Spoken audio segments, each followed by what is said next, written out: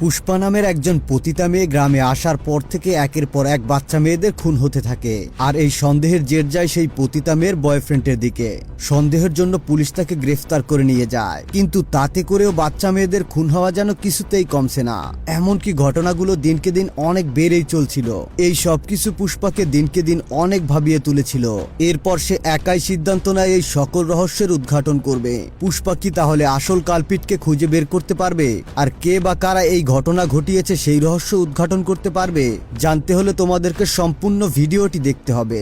আমি গ্যারান্টি সহকারে বলতে পারি গল্পটি তোমাদের অনেক ভালো লাগবে। বলছিলাম 2024 সালে মুক্তি পাওয়া বাহিষ্কারানা ওয়েব সিরিজের কথা।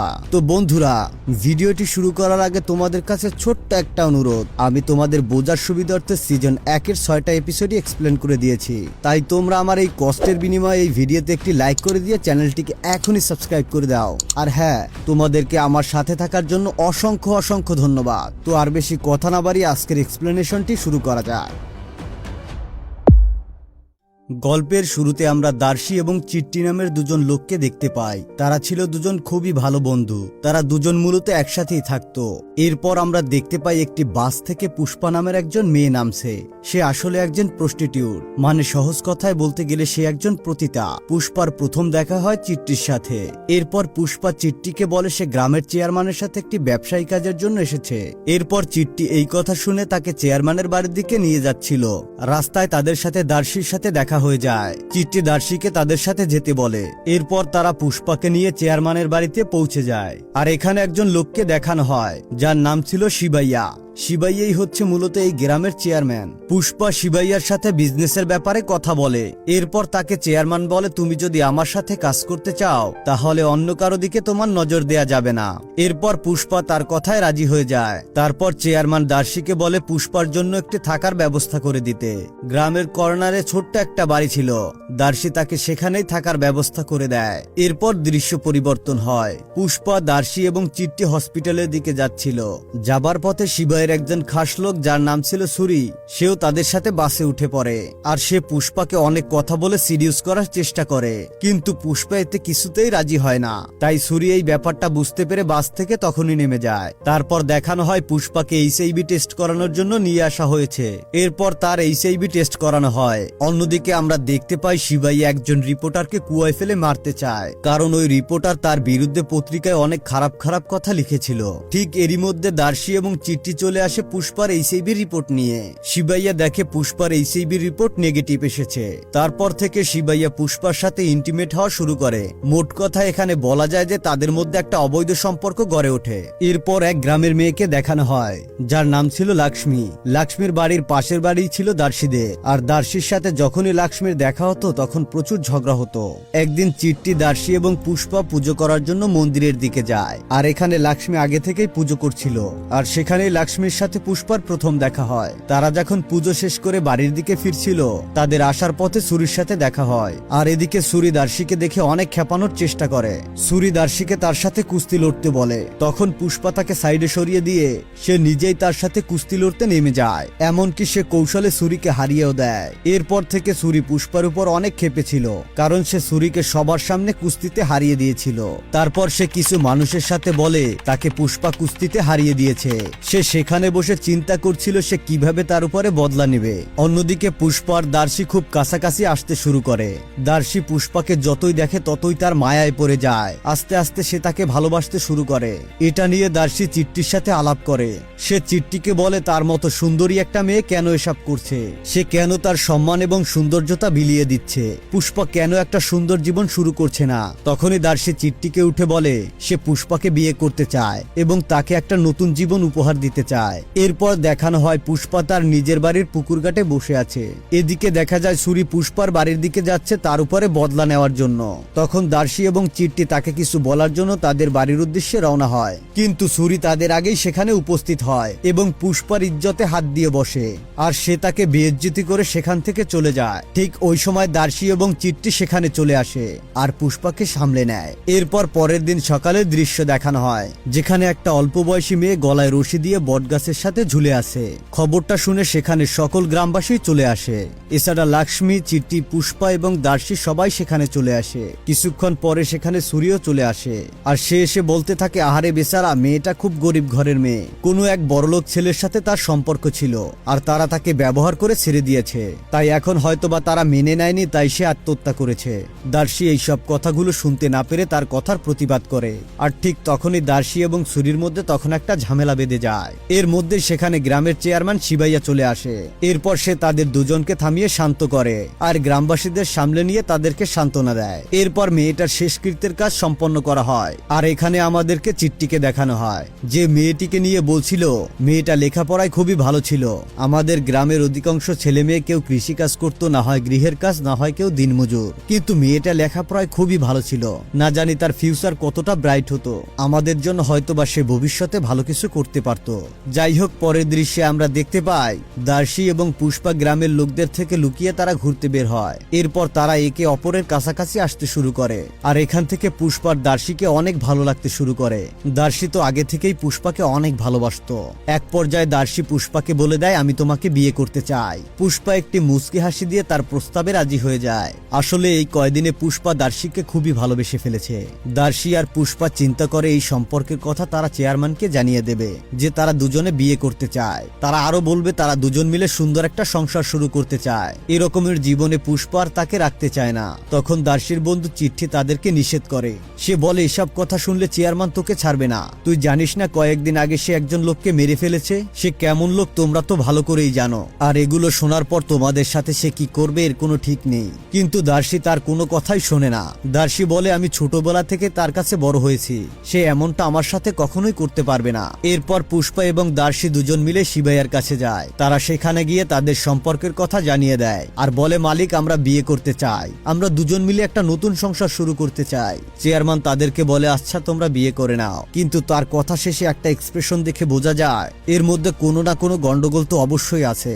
এরপর দার্শি, চিট্টি আর পুষ্পা শহরে গিয়ে তাদের বিয়ের জন্য কেনাকাটা করে। তাদের কেনাকাটা শেষ করে তারা গ্রামে এসে দেখে লক্ষ্মী সহ গ্রামের অনেক লোকজন চেয়ারম্যানকে ঘিরে দাঁড়িয়ে আছে। আর সেখানে যে ব্যাপারটা নিয়ে আলোচনা হচ্ছে তাহলে লক্ষ্মীর ইজ্জতের উপর ছুরি হাত দিয়েছে এবং তাকে সে অপবিত্র করে ফেলেছে। শিবাইয়া এটি তার মা বাবা সহ সকল গ্রামের মানুষের সামনে উল্লেখ করে। এরপর লক্ষ্মীর বাবা মা বলে, এখন আমার মেয়ের কি হবে? কে আমার মেয়েকে বিয়ে করবে? আমার মেয়ে তো কলঙ্কিত হয়ে গেল। সেখানে শিবাইয়া দার্শিকে বলে, লক্ষ্মীকে তোমার বিয়ে করতে হবে। সে যেহেতু তার মালিককে খুবই ভালোবাসে, তাই তার কথা সে অমান্য করতে পারে না। এক পর্যায়ে সে তার কথায় রাজি হয়ে লক্ষ্মীকে বিয়ে করে নেয়। এটা দেখে পুষ্পা অনেক কষ্ট পায়, তাই সে আবারও তার সেই আগের জীবনে ফিরে যায়। এদিকে দার্শি কোনোভাবে লক্ষ্মীর সাথে সংসার করতে শুরু করে। দার্শি সবসময় মদের নেশায় ডুবে থাকতো, আর বাড়িতে সে সবসময় নেশাগ্রস্ত অবস্থায় ফিরে আসতো।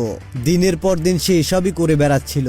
দার্শি একদিন অনেকজন লোকের সাথে বসে নেশা করছিল, আর তখন সেখানে সূর্য চলে আসে। সূর্য সেখানে লক্ষ্মীকে নিয়ে দার্শির সাথে অনেক আজে বাজে কথা বলতে শুরু করে। তখন সূর্য এবং দার্শির মধ্যে একটা গন্ডগোল বেঁধে যায়। এরপর দার্শি নেশাগ্রস্ত অবস্থায় বাড়িতে ফিরে আসে। তখন লক্ষ্মী তাকে বলে, আমি তোমাকে ইচ্ছে করে বিয়ে করতে চাইনি। আসলে আমি যেই বাড়িতে কাজ করতাম সেই বাড়িতে একটা ছেলে আমাকে ভুল বুঝিয়ে ক্ষেতের মধ্যে নিয়ে যায়, আর সেখানে শিবাইয়ার লোক সূর্য চলে আসে, আর তারা সবাই মিলে আমার সাথে নোংরা কাজ করে। আর এটা শিবাইয়া সবার মধ্যে জানিয়ে দেয়, আমি অন্য কয়েকটা মেয়ের মতো না যে আমি আত্মহত্যা করে নিব, তাই আমি তোমার সাথে এই বিয়েটা মেনে নিয়েছি। এখন আমাদের দুজনকে এই নির্মম নিয়তি মেনেই বাঁচতে হবে, আর আমাদের এখন কিছু করারই নেই। এর পরের দিন সকালবেলা দেখানো হয় দার্শি পুরোপুরি ঠিক হয়ে গেছে, সে এখন আর নেশা করছে না। তারা দুজন মিলে খুব ভালোভাবে জীবনযাপন শুরু করছে।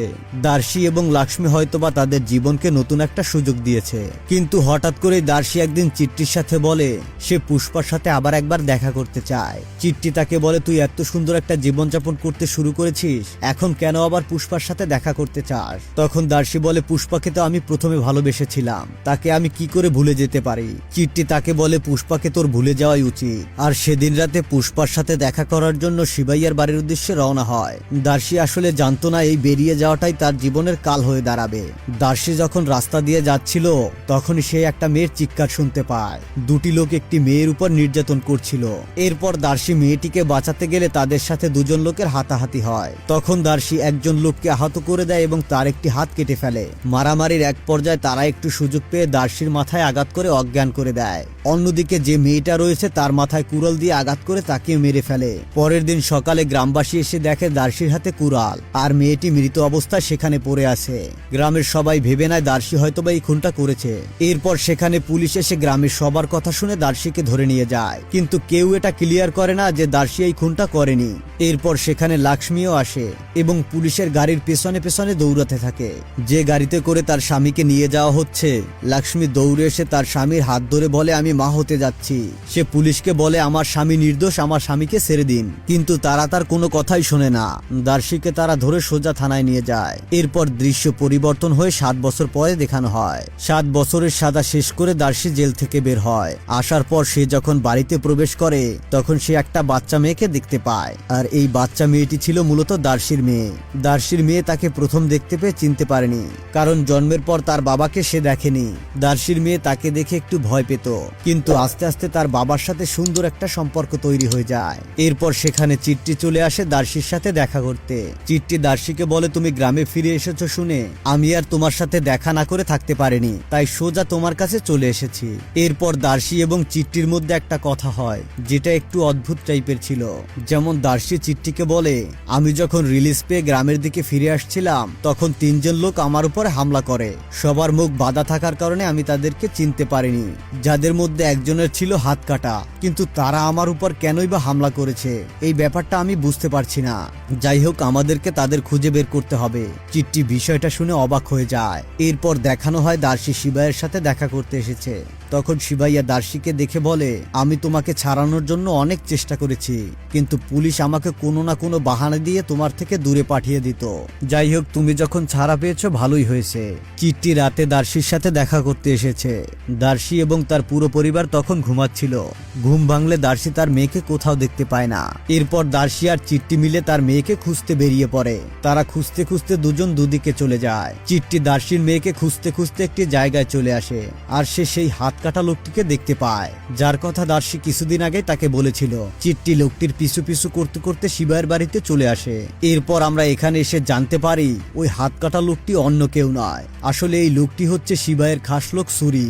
তোমাদের কি মনে আছে সুরিকে আমরা আগেও দেখেছি। যাই হোক এরপর চিট্টি বাসার দিকে যাবে দার্শিকে সবকিছু বলতে। তখনই সে জানালার পাশ দিয়ে দেখতে পায় একটা মেয়ে কান্না করছে, আর মেয়েটিকে শিবাইয়া খুবই অত্যাচার করছে। এরপর চিট্টি যখন এইসব দেখে পালাতে যাবে তখনই সে শিবাইয়ার হাতে ধরা পড়ে যায়। এরপর শিবাইয়ার লোকেরা তাকে ধরে নিয়ে তার কাছে নিয়ে যায়। শিবাইয়ার লোকেরা চিট্টিকে সেখানেই মেরে ফেলে, আর তারা দার্শির বন্ধু চিট্টিকে তখন মেরে সেখানেই মাটি চাপা দিয়ে দেয়। কিছুদিন পরে দেখা যায় মেয়েটি এত অত্যাচার সহ্য করতে না পেরে সেখান থেকে পালিয়ে এসে আত্মহত্যা করতে যায়। তখনই দার্শি সেখানে চলে আসে এবং মেয়েটিকে বাঁচিয়ে নেয়, আর মেয়েটিকে জিজ্ঞাসা করে তোমার সাথে কি এমন হয়েছে, তুমি এর জন্য এমন আত্মহত্যার পথ বেছে নিয়েছো। এরপর মেয়েটা যা বলে দার্শি তা শোনার জন্য মোটেও প্রস্তুত ছিল না। আমরা তো মেয়েরা নিজের মায়ের সামনে কাপড় খুলতে লজ্জা পাই, আর সেখানে একজন অপরিচিত ব্যক্তি আমাকে তুলে নিয়ে গিয়ে বিভিন্ন রকমের খারাপ খারাপ গল্প শোনাতে থাকে। এরপর আমার জামা কাপড় খুলে আমার সাথে বারবার ঘনিষ্ঠ হতো, আর এই লোকটা অন্য কেউ ছিল না, বরঞ্চ এই লোকটা ছিল আমাদের গ্রামের চেয়ারম্যান শিবাইয়া। এরপর শিবাইয়া এই জঘন্য কাজ করানোর পরে তার যত ঘনিষ্ঠ মানুষ ছিল তাদের দিয়ে এই কাজ করাতো। তাদেরকে দিয়ে আমার উপর অমানবিক নির্যাতন করা হতো। ওই লোকগুলোর কাছে বয়স কোনো ম্যাটার করে না, মেয়েরা যত কম বয়সী হবে নির্যাতনের মাত্রা তারা বেশি করতে থাকে। আমাদের গ্রামে যে এত এত মেয়ে আত্মহত্যা করেছে এর পিছনে কেবলমাত্র আমাদের ওই চেয়ারম্যানেরই হাত ছিল। দার্শির কাছে শিবাইয়া ছিল ভগবানের মতো। মেয়েটির মুখে এসব কথা শুনে শিবাইয়া যেন শকড হয়ে যায়। সে বিশ্বাস করতে পারছে না যাকে কিনা সে ভগবানের জায়গায় রেখেছিল সে এতটা নোংরা আর জঘন্য কাজ করতে পারে। এরপর সেই মেয়েটাকে দার্শি সুরির কাছে নিয়ে যায়, যেখানে তারা প্রথম সব মেয়েদের এনে আটকে রাখতো।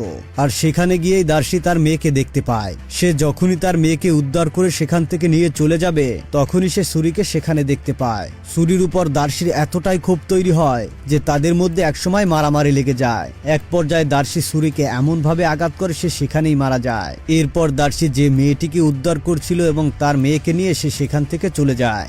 বাড়িতে ফিরে দার্শি তার মেয়েকে এমন ভাবে রেখে দেয় যেন তার স্ত্রী কিছু বুঝতে না পারে। সে এমন একটা সিচুয়েশন ক্রিয়েট করে যেন সেখানে কিছুই হয়নি। পরের দিন দিন সকালে দার্শী তার স্ত্রীকে বলে, আমাদের মেয়ের তো আজকে জন্মদিন, আমি আমার মেয়ের জন্য নতুন কিছু জামা এবং নতুন কিছু খেলনা নিয়ে আসি, আর যতক্ষণ পর্যন্ত আমি বাড়ি না ফিরছি তোমরা তোমাদের খেয়াল রেখো। দেখা যায় দার্শী ধারালো একটা অস্ত্র নিয়ে শিবাইয়ের বাড়ির দিকে যাচ্ছে আর তাকে মারার জন্য একটা সুযোগ খুঁজতে থাকে, কিন্তু সে কোনোভাবে এই সুযোগটা পাচ্ছিল না। তখন সে কাজ শেষ করে বলে, মালিক আমি আমার মেয়ের জন্য নতুন কিছু জামা কাপড় কিনতে চাই, তাই আমার বেশ কিছু টাকার দরকার। এরপর তার মালিক দার্শীকে কিছু টাকা দিয়ে দেয়। এরপর দার্শী সেখান থেকে বেরিয়ে পড়ে এবং কিছু কেনাকাটা করে সে পুষ্পার সাথে দেখা করে। সে পুষ্পাকে বলে, তুমি এখনো এমন কাজ করছো কেন? তখন পুষ্পা বলে, আমি আমার কাজকে ভালোবাসি। দার্শী বলে, তুমি এখনো নতুন করে জীবনযাপন শুরু করছো না কেন? আসলে পুষ্পা তাকে দেখাতে চাচ্ছিল সে অনেক খুশি রয়েছে, সে আগের থেকে অনেক ভালো রয়েছে, কিন্তু ভিতরে ভিতরে সে যে কতটা অসুখী এটা সে দার্শীকে কোনোভাবেই বুঝতে দেয় না। দার্শী তাকে আবারও বলে, তুমি এখান থেকে চলে যাও এবং নিজের জীবনটা সুন্দর করে শুরু করো।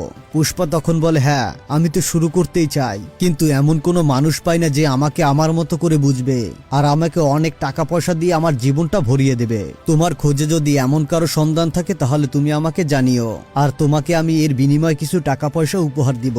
দার্শী তার এসব কথা শুনে তার গালে একটা থাপ্পড় মারে। পুষ্পা উল্টে তাকে একটা থাপ্পড় মারে। পরে তারা দুজন মিলে ঘনিষ্ঠ হয় এবং তাদের একটা ইন্টিমেট দৃশ্য দেখানো হয়। এরপর ইন্টিমেট শেষে দার্শী পুষ্পাকে বলে, তুমি ভালো কাউকে দেখে বিয়ে করে নাও, নতুন করে একটা জীবন শুরু করো। তখন পুষ্পা দার্শীকে বলে, তুমি কি ভেবেছো এতদিন আমি এখানে কেন ছিলাম? আসলে আমি এতদিন ছিলাম তোমার ওয়াইফ এবং তোমার বাচ্চার জন্য।